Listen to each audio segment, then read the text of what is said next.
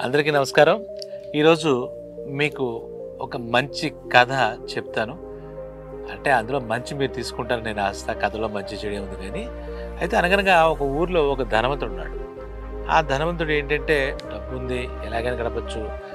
అతనికి ఏంటంటే ఒక రామచిలకని తెచ్చుకుని దాన్ని ఇంట్లో పంజరంలో పెట్టి దానికి ఒక జామ పండు ఏదో పెట్టి దాన్ని పెంచుకుంటూ ఉంటాడు. ఆ చిలక ఏంటంటే చిలక పలుకులు కూడా పలుకుతుంది. మనం గమనిస్తే కనుక చిలక పలుకులు అంటాం. కొన్ని చిలకలు మాట్లాడతాయి అన్నమాట. మనం మాట్లాడేవి చూసి అవి కూడా తిరిగి అంటూ ఉంటాయి. కొన్ని ఇంకా తెలివిగా ఏంటంటే మనకన్నా తెలివిగా దాని అంతా అవే కొన్ని అడుగుతూ ఉంటాయి. మనం గమనిస్తే కనుక ఇప్పుడు అటువంటి రామచిలకలు లేవు, అలా పెంచుకునే వాళ్ళు కూడా ఉండట్లేదు. కానీ ఈ రామచిలకల లక్షణం ఏంటంటే మానవులకు దగ్గరగా ఉంటాయి. మానవులు భగవంతుడు కూడా దగ్గర ఉంటాయి. ఎందుకంటే మధుర మీనాక్షి అమ్మవారి భుజం మీద కూడా రామచిలక ఉంటుంది. అంటే భగవంతుడు కూడా దగ్గరగా ఉండాలంటే ఆ దేవత కూడా అందరూ చూసినట్టే ముచ్చట పెడతారు. చూసిన వెంటనే పెంచుకోవాలనుకుంటారు మహారాజులు వాళ్ళందరూ కూడా. సరే ఇది పక్కన పెడితే ఈ ధనవంతుడు, మన కథలో ధనవంతుడు ఆ చిలకలు పెంచుకుంటున్నాడు. పెంచుకుంటుంటే ఈయన బోల్డ్ డబ్బు ఉంది, ఏం పని చేయలేదా. అక్కడ ఊర్లో ఒక రామాలయం లాంటి ఒక చోట ప్రతిరోజు సాయంత్రం వేసరికి సత్సంగం, అంటే అందరూ కలిసి ఒక మంచి విషయం కోసం మాట్లాడుకోవడం. అంతా ఈ భక్తి విషయాలు కానీ ఆధ్యాత్మిక విషయాలు అలాంటివన్నీ మంచి విషయాలు మాట్లాడుకుంటారు. సత్సంగత్వం జరుపుతూ ఉంటారు అనమాట. అంటే ఈ సత్సంగత్వం యొక్క అసలు అంటే భజగోవిందంలో ఆదిశంకరాచార్య చెప్పిన సత్సంగం గురించి చెప్పిన ఒక శ్లోకం చాలా అద్భుతంగా ఉంది. సత్సంగత్వో నిస్సంగత్వం, నిస్సంగత్వో నిర్మోహత్వం, నిర్మోహత్వం నిశ్చలతత్వం, నిశ్చలతత్వే జీవన్ముక్తి. జీవనంలో మనకి ముక్తి కావాలి, మోక్షం కావాలంటే ముందు ఫస్ట్ స్టెప్ ఏంటి? సత్సంగత్వం. ఈ సత్సంగత్వం ఉంటే ఇంకా ఏది ఎక్కలేదనిపిస్తుంది. దేని మీద మోహం ఉండదు, నిర్మోహత్వం.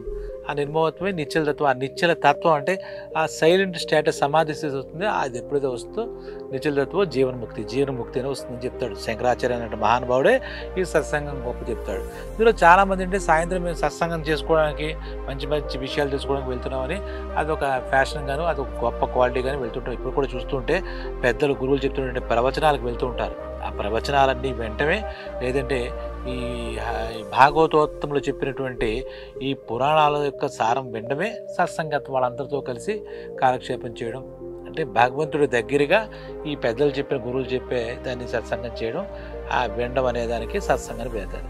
ఈ ధనవంతుడు ప్రతిరోజు వెళ్తూ ఉంటారు.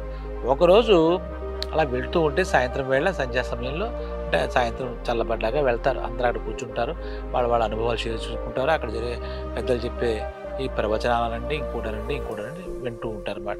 ఈ ధనవంతుడు వెళ్తుంటే ఆ చిలక, పంజరంలో చిలక ఏమైందంటే తన యజమానితో ఎందుకు మీరు సాయంత్రం ప్రతిరోజు ఎక్కడికి వెళ్తారు అని అడిగారు. ఆ వెంటనే విని దానితో నేను సత్సంగానికి వెళ్తానని చెప్పి చిన్న గర్వంగా చెప్పాడు. సత్సంగంలో ఏంటంటే చాలామంది సాధువులు గురువులు వస్తారు. వాళ్ళ అనుభవపరంగా వాళ్ళు ఎన్నెన్నో విషయాలు మాకు మంచి మంచి విషయాలు చెప్తారు. అది చాలా ఆనందం కలిగిస్తున్నట్టుగా ఏదో చెప్పాడు. అప్పుడు వెంటనే రామచిలక ఏమిందంటే నా కోసం ఒక సాయం చేస్తారా అని అడిగింది. ఇప్పుడు మీకు ఎవరేం చెప్తుంటే ఒక గురువు గారు ఉన్నారు, చాలా గొప్ప గొప్ప విషయాలు ఆయన చెప్తున్నారు. అవి వింటే అసలు విని తరించాల్సిందే, నేను మళ్ళీ తిరిగి చెప్పలేను, అటువంటి గురువు ఉన్నారంటే. అయితే అప్పుడు రామచిలక ఏమంటుందంటే నా కోసం ఒక చిన్న పని చేసి పెడతారా, ఆ గురువు గారితో నా మాటగా ఒక మాట అడగలరా, నేను పంజరంలో ఉన్నాను కదా అన్నట్టుగా అడిగాను. దానికి ఏమిటి అడిగి చెప్తాను నీకు, చెప్పంటే నాకు స్వేచ్ఛ ఎప్పుడు లభిస్తుందో గురువుగారిని ఒకసారి అడిగి చెప్పరా అన్నాడు. ఈ ధనవంతుడు వెంటనే అదెంత మాట, చిన్న మాట అని చెప్పేసి ఆ గురువుగారి దగ్గరికి వెళ్ళాడు. ఆ సాయంత్రం ఆయన చెప్పే ఈ ప్రవచనాలన్నీ విన్న తర్వాత గురువుగారి దగ్గర నిలబడి నమస్కారం చేసి ఏం బాబు ఏంటి నీకైనా సందేహాలు ఉన్నాయా నేను చెప్పిన విషయాలు అంటే, కాదండి నేను ఒక రామచిలక పెంచుకుంటాను, నేను నా పేరు ఇది ఫలానా అని చెప్పి ఆ రామచిలక మిమ్మల్ని ఒకటి అడగమంది అన్నాడు. గురువుగారు నవ్వుతూ ఏం అడగమంది అన్నాడు. నాకు స్వేచ్ఛ ఎప్పుడు దొరుకుతుందో అడగమంది అన్నాడు. వెంటనే ఆయనలో కవళికలన్నీ మారిపోయి ఒక్కసారిగా ఏదో షాకు గురైన వాళ్ళలాగా ఒక్కసారిగా అలా కళ్ళు తిరిగి పడిపోయినట్టుగా అలా కింద పడిపోయాడు. అపస్మారక స్థితిలో అంటే సృహ తప్పి పడిపోయిన అపస్మారక స్థితిలో వెళ్ళిపోయాడు. ఈ క్వశ్చన్ అడిగిన వెంటనే అలా జరిగేసరికి ఈ ధనవంతుడికి కంగారు పుట్టింది. ఎందుకు ఏ గుండె నొప్పి వచ్చి చచ్చిపోయాడా ఉన్నాడా, అపస్మారకంలోకి వెళ్ళిపోయాడు, ఏమిటి ఇదే కర్మ, నన్ను ఎవరైనా రక్షబడులు చూస్తే నన్ను పట్టుకుంటారు, లేని పని గొడవ, నీ చప్పుడు చేయకుండా ఆయన దగ్గర కూడా లేకుండా ఎవరో ఒకళ్ళు చూస్తారులే ఆయన అనుకుని ఇంటికి వెళ్ళిపోయాడు ధనవంతుడు. వాడికి ఏమి ఇంకా గురువు సపర్యాలు చేయాలి, ఆయనకి ఏమైందనే విషయం కూడా పట్టించుకోలేదు. వెళ్ళిపోయాడు. వెళ్ళిపోయిన తర్వాత చిలక ఈయన వచ్చేసరికి చూసేసరికి యజమాని వచ్చేసరికి చూసేసరికి అడిగింది, ఏమైంది నేను అడిగమన్న మాట నా అడిగావా అంటే అడిగాను. అయితే అదేమిటి విచిత్రం, నీకు చాలా దురదృష్ట జాతకం అనుకుంటా, నీకు అదృష్టం లేదు. నువ్వు అడిగిన ప్రశ్న అడిగిన వెంటనే ఆయన పడిపోయాడు, అపస్మారక స్థితిలోకి వెళ్ళిపోయాడు. ఏమైందో కూడా తెలియదు, నాకే భయం వేస్తుంది, ఉన్నాడో చచ్చిపోయాడో కూడా నాకు తెలియదు, అందుకే వచ్చేసాను అని చెప్పాను. అప్పుడు రాంచలకు ఏంటంటే బాధపడుతున్నట్టుగా, సర్లేండి నా అదృష్టం అలా ఉంటే నేనేం చేస్తాను, నాకు గురువుగారు ఏం చెప్పారో నాకు అర్థమైంది, నేను అర్థం చేసుకున్నాను అని చెప్పేసి ఊరుకుంది. వెంటనే ఈ ధనవంతుడు ఏం చేశాడు, మామూలుగా ఉన్నాడు. తెల్లారి లేచేసరికి అక్కడ ఎలా అక్కడ అపస్మారక స్థితిలో పడిపోతే గురుగారు, ఇక్కడ తెల్లారి లేచేసరికి పంజరంలో ఉన్న రామచిలక అపస్మారక స్థితిలో ఇలా పడిపోయి తలవాలు చేసి ఉంది. అరే దీనికి ఏమైంది గమ్మత్తుగా అనుకుని, ఇదేనా అయిందా, ఉందా పోయిందా, అపస్మారకంగా పడిందా అనుకుని ఆ పంజరం తలుపు తీసి దాన్ని బయట పెట్టి దాని మీద ఒక టేబుల్ మీద అక్కడ పెట్టి, రెక్కలు కూడా ఏం కొట్టుకోవట్లేదు, దాని ప్రాణం ఉన్నట్టుగా ఏం లేదు, కొంచెం నీళ్లు చిలకరిద్దామని కొంచెం నీళ్లు తెద్దామని లోపలికి వెళ్ళాడు ఈ ధనవంతుడు. వెంటనే వెళ్ళేసరికి ఇదే సమయం అనుకుని ఈ చిలక లేచి రివ్వుమంటే ఎగిరిపోయింది. ఈ ధనవంతుడికి ఏంటి ఇది ఏమి అర్థం అలే, అసలు ఏంటి ఇలాగే ఉంది, ఏదో పిచ్చి చిలకలా ఉంది అనుకుని వదిలేశాడు. తర్వాత సాయంత్రం అయింది. అయిన వెంటనే మళ్ళా ఆ రామానందర్ గురువు గారికి ఏమైంది, బాగుంటే మళ్ళీ మంచి మాట చెప్తాడు, ఎక్కడ తిరిగి ఉంటే ఆయనకి ఏమవుతుంది అనుకుంటూ అక్కడికి వెళ్ళాడు.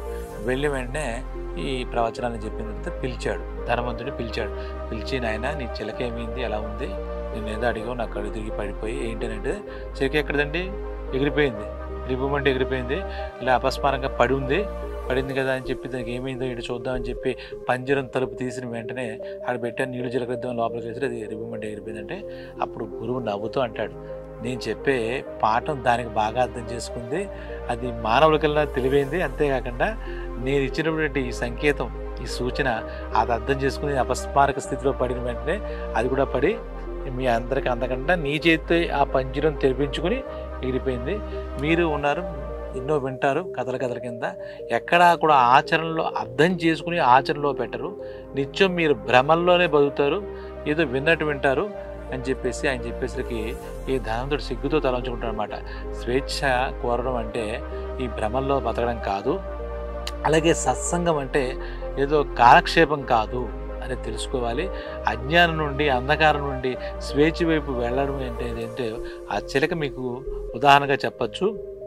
ఎప్పుడైతే మీకు ఆ రకమైనటువంటి స్వేచ్ఛ కలిగిందో, అంటే అజ్ఞానం నుండి అంధకారం మీరు బయటకు వచ్చారో, మీరు దైవం దగ్గరికి వెళ్ళొచ్చు. ఆ చిలక ఎలాగైతే ఎగిరిపోయిందో అప్పటిదాకా మీరు కూడా ప్రపంచం అనే పంజరంలో నలుగుతున్నటువంటి చిలకల లాంటి వాళ్ళే.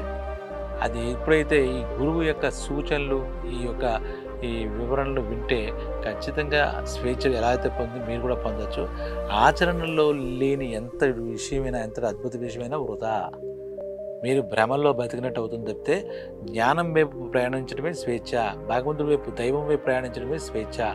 అలాగా ఆ చిలకను చూసి నేర్చుకోండి. స్వేచ్ఛ వైపు ఎగరాలంటే సత్సంగానికి వస్తే సరిపోదు. సత్సంగంలో చెప్పేటటువంటి మాటలు మీ జీవితంలో, మీ ఆచరణలో పెడితే ఖచ్చితంగా మీకు జ్ఞాన సముపార్జన వస్తుంది. అప్పుడు మీరు అంధకారం నుండి, అజ్ఞానం నుండి మీ భ్రమలు పటాపంచులయ్యి మీరు దైవాన్ని చేర్చుకుంటారు. లేదా అప్పటిదాకా ఏదో వచ్చాం, కాలక్షేపం కోసం వచ్చాం, ఆయన ఏదో చెప్పాడు మేము ఏదో విన్నామంటే కాదు, విని మీరు వాటిని అర్థం చేసుకోవాలి, ఆచరణలో పెట్టాలని చెప్పి ఒక అద్భుతమైన సందేశాన్ని ఆ గురువు గారు ఇచ్చారన్నమాట మనకి. అలాగా స్వేచ్ఛ అంటే ఏంటో తెలుసుకోవాలి. చెప్పా కదా, సత్సంగం అంటే ఏదో టైంపాస్ కాదు, కాలక్షేపం కాదు. అలాగే స్వేచ్ఛ అంటే బాగానే ఉన్నాం కదా అనుకోవడం కాదు. ఈ జీవితంలో భ్రమల్లోంచి బయటపడమే నిజమైన స్వేచ్ఛ. దైవం వైపు ప్రయాణం చేయడమే నిజమైన స్వేచ్ఛ. మీకు అర్థమైంది కదా. మరొక మంచి కథతో మీ ముందుకు వస్తాను. అప్పటిదాకా మీరు స్వేచ్ఛగా ఆలోచించండి, స్వేచ్ఛగా అర్థం చేసుకోండి, స్వేచ్ఛగా బతకండి. Thank you.